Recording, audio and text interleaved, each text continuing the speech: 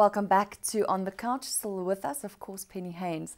Penny, just before the break, we were talking about, your upbringing and your training. You met your trainer, Jan. You then moved to Canada. But before all of that, let's talk about the moment in your life, the golden moment, 96 Atlanta Games, where you walked away with 2 gold medals for the 100 and the 200 breaststroke. Tell us what went through your mind when you won this amazing achievement. Well, I think we need to go back a little bit just to understand that my approach was not per se to go to the Olympics and win medals, because in Barcelona it was 33rd and 34th. So from that position, which is very close to last place, you can't really imagine going and even swimming finals, let alone winning golds. But in 94, I had some swims where I realized my potential. In the midst of disappointing performances, I understood my potential to perhaps within 2 years swim close to world record times. And as I set out to do that, I understood and I set the goal for myself to break the world record at our Olympic trials in 96. When I did break the world record, I realized with a little bit of tweaking I could still go a bit faster. So my approach was always to swim my personal best time, and at that point in time it was a world record swim. I fully expected that the Australian girl Sam Riley and that Amanda Beard from America would also swim world records. And particularly Sam, because it was her record I'd broken. And so my approach to the Olympics, there was no certainty it would be a gold. I knew with a perfect swim I could win, but that I would go after that time. And in the morning of the 100 breast, I broke the world record, my own swim, my own record. And then, of course, the evening, going into the final, the mindset was that I would try and improve that time, first of all. And that if I did that, I would get the gold. Right. The 200 was not even on the radar. I didn't even think about the 200. It was just another race that I had to swim. It was never my race. And so with the 100 in the final, having touched first, I was obviously relieved and excited about the medal. But my biggest feeling was looking around and seeing that I had swum slower than the morning. I didn't break my world record. So I left the pool, and I remember, also seeing my coach. He was happy with the gold, but he was also a little bit disappointed. Yeah, that it wasn't a faster time. But then, of course, if you then go look back and take a better look at it from a better perspective, then there's a lot of things that happen. As a result of the world record in the morning, there was a media frenzy after the race. My warm down, these are not excuses, these are just facts. My warm down was delayed. So I don't think, it's not that I just think it was a very busy day as opposed to a normal other gala. And possibly the excitement in swimming the final also, I was in a sense unaware of who I was swimming against, which is the perfect race, that's the way I was. But at the same time, so badly wanted that time that I tried a little bit too hard. And it's a fine line in swimming where and I think life, I think you're at your best when you are relaxed and confident because you've done the preparation. Then you perform at your best. When you put in that just slightly extra effort of trying too hard. A little bit too hard. Yes, then you get tense and that's why anyone who saw the 100, the finish, in the final, I was about this far away from the wall. I actually had to glide in, and it's just by grace that Amanda Beard didn't out-touch me. It came down to a touch in the final, but my time from the morning was way better. So then, of course, you go from there to the medal presentation. And of course the South African anthem, apparently, I didn't even know it, but it was the wrong version. It was still Sikelele Africa, but it was, I don't know, something was wrong with it. Okay. So that afterwards was something funny in the media. I remember standing behind the blocks on the podium and feeling overwhelmed in a sense that this is the moment, but really being very analytical and thinking, now, what am I supposed to be doing? I should probably, shed a tear. I should probably be, I don't know, sing the anthem and I don't know the words, that kind of thing. And at the same time, I felt this really sorry feeling in my heart for Sam Riley, who was the Australian swimmer. She came 3rd and not 2nd. And I thought at that point in time, she definitely was a better swimmer than the performance she had delivered. And so I felt really sad for Sam. Didn't know Amanda too well. She was only a 14-year-old little kid. So, with a teddy bear who, I didn't really pay attention to her. And then I remember they announced, first in French, they say a whole bunch of stuff, and then they started in English, and they hadn't announced my name yet, and people started clapping, so I got up onto the podium. Oh, gosh. And then I realized I'd actually got up too soon, and I felt like so while I'm standing there with the anthem, I'm thinking, replaying that and feeling really silly. So it was quite a distractive...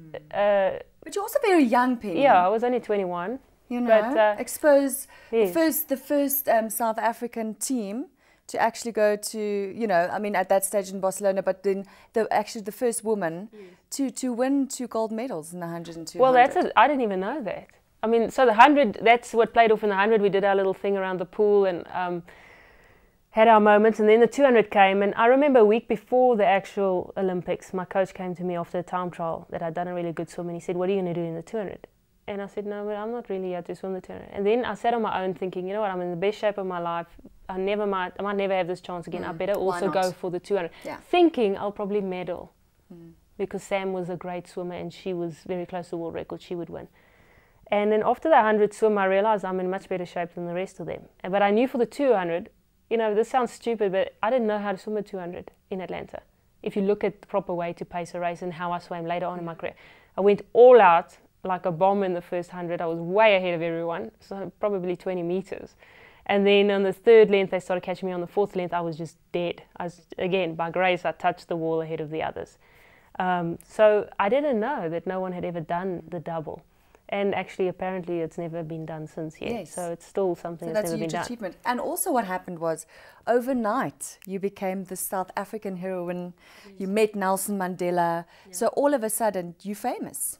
Apparently so. How did you feel? You're 21 years old. I must be honest, I think initially it's a great feeling. You get home. I was also, I must say, very overwhelmed when I got back to South Africa. I'd been out of the country during the transition when he became president also. Yeah, yeah. In a way, didn't know what to expect. I was a white South African. Josiah Tagowani was African. So I sensed that the white guys are going to be happy for me and the black people will be happy for Josiah. That's what I figured. It was the new South Africa. And when I came here, it was just, especially from, I think, white people are reserved, whereas African people are expressive and they come to you and they say, "Well done," and "We love you," and they hug you and they give you. So my interaction was actually more with them than the white people. Although, obviously, there was the love from everyone and everything. So I always joke and say, you know, while I was here, it was an amazing ride and everyone knew who I was. Problem with that is, though, you get back on an aeroplane, go back to America, and no one knows who you are. Yeah. And I found myself in that place post-success where I didn't know who I was. And that's sort of a difficult thing. I think that, you know, they say statistically that that of the gold medalists, of the medalists at the Olympics, gold medalists are the ones who have suicidal tendency. That's the statistics. I'm not saying I have, but I believe it's because people work so hard, and I think in life also, maybe in business or whatever, they work so hard to achieve this dream they have, this perceived level of success. And when they get there, they find out, you know what, I'm still who I was yesterday. The world's telling me maybe I'm someone else, but there's this added confusion, pressure, whatever. And deep down inside, there's this sense of dissatisfaction. Is this all it's cracked up to? It's not, you know, so.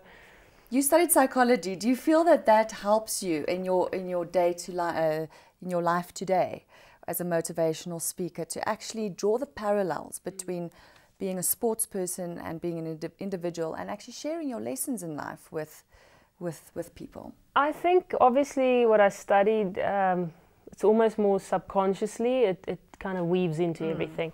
But obviously there is an interest on specifically the mental side. And so what I find today is I've been very fortunate to work with a guy that's a brain-based learning and development specialist. So he looks at how you're wired, your design starts in the brain, and everybody's so different. And so we work together, and I'm very excited about the product because it helps me. You know, I'm motivating people, and I always find with the corporates, you go in, you talk quickly, and you leave. But now what? Yeah.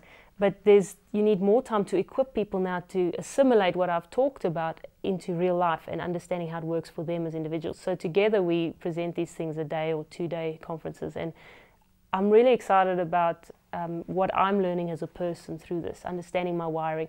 So while psychology is definitely there and it gave me, I suppose, a little bit of a support, I must admit I think that if I say what gifts does God give an individual, I think one of the gifts that I received, more so than my physical ability in the pool perhaps, was the way to, the perspective I have on things, and then the way to really integrate the mental side. Because ultimately when you get up on the blocks there, you have 10 people or 8 people that physically should be run about the same, same level, place, but it really comes down to that mindset. Yeah. And so we're working very much on mindsets and how to get rid of the bad ones and repattern the brain for the new ones, and that's the key thing to success in life, is your mindset. What do you think the disciplines are that you learned in swimming that you can use throughout your life? Disciplines, or rather the key lesson, I think, is, it sounds like such a cliche, to swim your own race. You know, we're always told, swim your own race. And there's a really, that's sort of core to my message, an actual experience I had where I swam my own race and then didn't, and the flop it ended up being, and then, but that's a very catalyst for Atlanta's performances. And I find that if I look at my own life today, that's the challenge that I still face daily, that to remember that I have a journey that's designed for me, or a destiny that I believe God has purposed for me and equipped me accordingly. But it's so easy, if you have a road to travel, to veer off, because we're so busy looking around, trying to either live up to someone else's expectation, the voices in our heads. Perhaps we say live up to the Joneses. Yeah. But so many people, I believe, are missing their purpose in life and their individual destinies because they're either swimming someone else's race, or they, from time to time, looking around and getting distracted. And you know, swimming as a sport is a very measurable thing. It's like nice parameters, nice, neat little box, so you can see exactly when are you swimming your own race and when you're not. Life isn't like that. No. And before you find yourself again, you're off track. You're off track, and you could feel like, you know, in my case now, I'm a speaker, or I'm an ex-athlete. So there's other successful ex-athletes there, and you find now they're in the media, not that I actually want to be in the media, but, or they being paid a certain amount. And in work, I guess it's the same. But our human nature is, we have to fight against the sense of I'm not measuring up because I'm not where that one is. Right. So it's not really a competition per se, but there's always, I think, this attack on our identity in the sense that, am I being good enough? But if you're not competing with people around you in a corporate environment or in a sport environment, how do you know that you're the best that you can be? Or should we all be our own competitors? You see, I mean, this is just what worked for me. And remember, I wasn't in a team sport either. Right. So that's my challenge in the corporate world, to share a message where they actually are, you know, in a team sport, so to speak. Right. But I think, theoretically now, that if you've been designed with gifts and talents, and that's where this stuff that we're doing, the brain-based stuff, shows you exactly in terms of your profile. Right. And a lot of people think they're this, and then when they do that profile, they understand that here's my strengths. Oh. And when you realign all of that, then you really start shining. But my belief is that if as an individual you are the best that you can be, what more can you want? And by that I mean it's not something that you can measure per se. What if it's just not meant for me to swim faster than the next person, let's say? Right. Then I can, but swimming my personal best, is that not a greater triumph than perhaps swimming less than my best, like the gold medal, but winning? Yeah, yeah. So ultimately, to me, you got to compete against yourself. And it's not competing in the sense that it's pressure. It's this desire to live life to the fullest and just be the best you can. Then the pressure's off. Swim your own race. Swim your own race.